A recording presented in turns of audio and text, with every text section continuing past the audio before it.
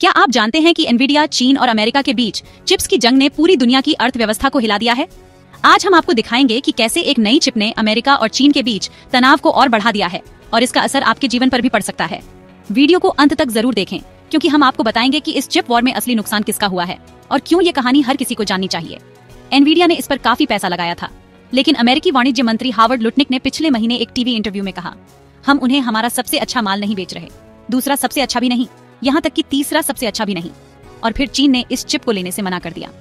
Xi Jinping ने अपनी कंपनियों को बोला, खुद एडवांस चिप बनाएं और इस्तेमाल करें। इससे किसका नुकसान हुआ? दुनिया की सबसे बड़ी कंपनी एनवीडिया का। किसके शेयर के दाम पिटे?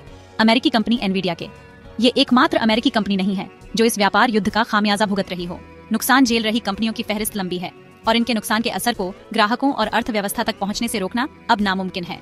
राष्ट्रपति ट्रंप ने अपना ये बड़ा वाला टैरिफ बोर्ड निकाला और वैश्विक अर्थव्यवस्था को खाई में धकेल दिया। दुनिया भर के देशों के व्हाइट हाउस के बाहर लाइन लगाने के बाद से टैरिफ की बहस शांत थी। अमेरिकी अर्थव्यवस्था के आंकड़ों ने इसमें फिर तड़का लगाया। टैरिफ लगाए गए थे अमेरिकी अर्थव्यवस्था को बचाने के लिए, लेकिन वो उल्टा असर कर रहे हैं। अमेरिकी डॉलर गिर रहा है, सरकार टैरिफ से रिकॉर्ड रेवेन्यू जुटा रही, लेकिन बेरोजगारी बढ़ रही है। जो हो रहा है उसका कोई सेंस क्यों नहीं बन रहा? चलिए पहले जान लें कि टैरिफ काम कैसे करते हैं और ट्रंप उनसे क्या करवाना चाहते थे। देशों के सामान आयात करने का मतलब होता है अन्य जगहों पर बने सामान के बदले अपनी मुद्रा को अन्य जगहों पर भेजना।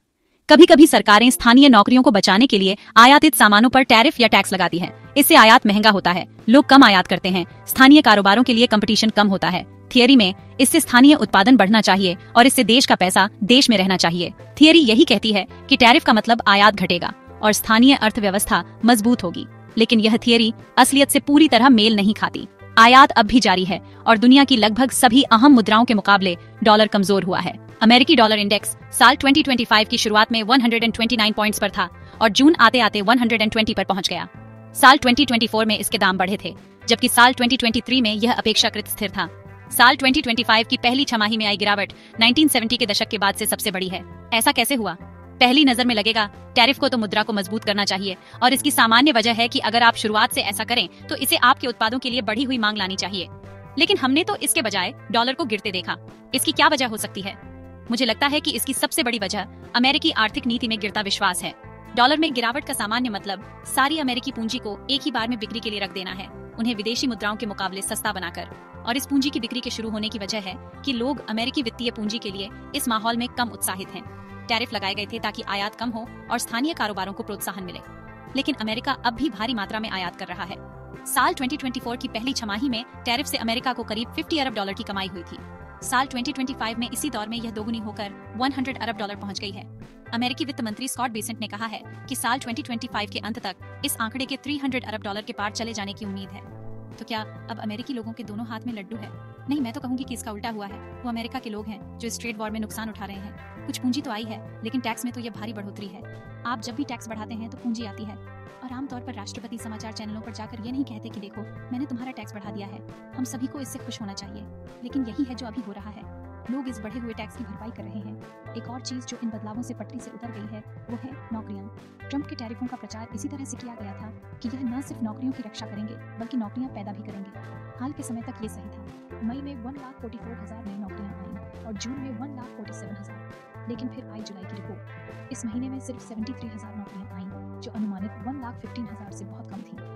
लेकिन बाद में नौकरियों के रिवाइज आंकड़े भी जारी हुए, जिसमें जून में सिर्फ 14,000 और मई में 19,000 नई नौकरियों की जानकारी दी गई। ये आंकड़े हमें टैरिफ के असल असर के बारे में क्या बताते हैं? हम इन आंकड़ों में ट्रंप की टैरिफ नीतियों की असफलता देख रहे हैं।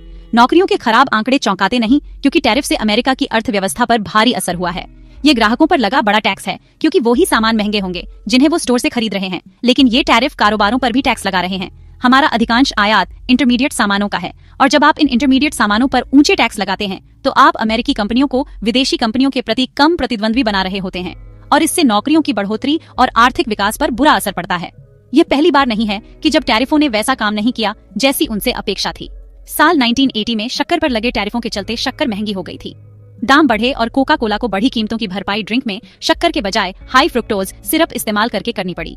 आयात हमारे उद्योगों पर बहुत बुरा असर डाल रहे थे। साल 2002 में जॉर्ज डब्ल्यू बुश ने अमेरिकी उत्पादकों के हितों की रक्षा के लिए स्टील पर टैरिफ लगाए, लेकिन इनका उल्टा असर हुआ। स्टील उपयोग वाले उद्योग जैसे ओंटो और निर्माण में नौकरियां गईं और मुनाफे घटे। अपने पहले कार्यकाल में डोनाल्ड ट्रंप ने टैरिफ लगाकर चीनी सामानों के खिलाफ व्यापार युद्ध छेड़ा था। वो हमसे जितना वसूलेंगे हम भी उनसे उतना ही वसूलेंगे। चीन ने पलटवार किया, दाम ऊपर गए, अमेरिकी निर्यात घटा। तो क्या अब इस गणित में कोई बदलाव हो गया है? उस समय के मुकाबले अब स्थिति और ज्यादा खराब है। अब हम ये कर रहे हैं कि हर तरह के व्यापार के लिए टैरिफों को औसतन करीब 19% बढ़ा रहे हैं। अगर आप हालिया वर्षों में अमेरिकी व्यापार को देखें तो यह 3 ट्रिलियन से ज्यादा का रहा है और इसमें सबसे बड़ा हिस्सा चीन के साथ किए व्यापार का है। लेकिन अब भी यह सिर्फ $400 बिलियन का ही रहा है या इसके आसपास। तो अब हम व्यापार के एक और भी काफी बड़े हिस्से पर इतने ही ऊंचे टैरिफ लगाने जा रहे हैं। तो अब ग्राहकों के $500 के बजट के बजाय $2,500 के बजट पर इसका असर होगा और यह ग्राहकों के लिए बहुत बुरा है और यह उत्पादकों के लिए भी बड़ा झटका है जो कच्चे माल के लिए ज्यादा भुगतान करेंगे। अब चाहे वो ये कच्चा माल कहीं से भी लें, कम समय के आंकड़ों को दिखाकर इन्हें अमेरिका की जीत बताना आसान है, लेकिन आर्थिक दांव पेंच इतने सरल नहीं होते। टैरिफ से जुड़े और कई पहलू काम कर रहे होते हैं। इनके असर अन्य चीजों पर भी होता है, उन क्षेत्रों पर भी जिन पर ध्यान नहीं जाता। अभी इन नुकसानों का ज्वालामुखी भले ही फटा ना हो और इसका लावा बिखरा ना हो, लेकिन ये खौल रहा है और बुदबुदाने लगा है। हमें कमेंट करके बताइए कि ट्रंप की टैरिफ स्ट्रेटेजी के बारे में आप क्या सोचते हैं। आगे की अपडेट भी हम लाएंगे आप तक।